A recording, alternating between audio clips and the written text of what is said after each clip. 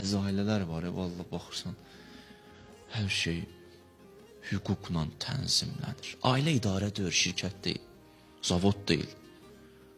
Qayda belə.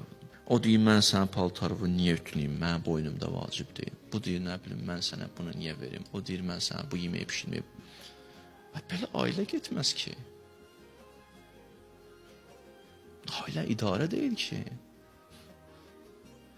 Ailə qurmusan ki, neyəsən? Ucalasan. Həm ucaldasan, həm ucalasan.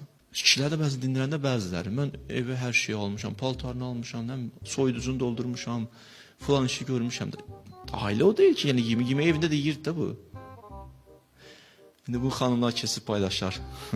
Kişilər şu da paylaşır, nə qədər sizin haqqınızdan danışıram. Oturursunuz, oturun bu danışdıqlarım nə qədər sizin haqqınızdan mən xutbədə danışıram. Götürün paylaşın bunları. Xanımlar da paylaşsın, amma paylaşanda biraz kişilərin haqqında da paylaşın.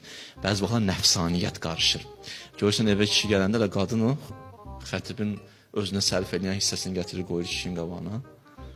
Yəni kişi də bəzi vaxtlar eləyə bilər, işim yoxdur. Belə deyil. Gəlir qarşılıqlı.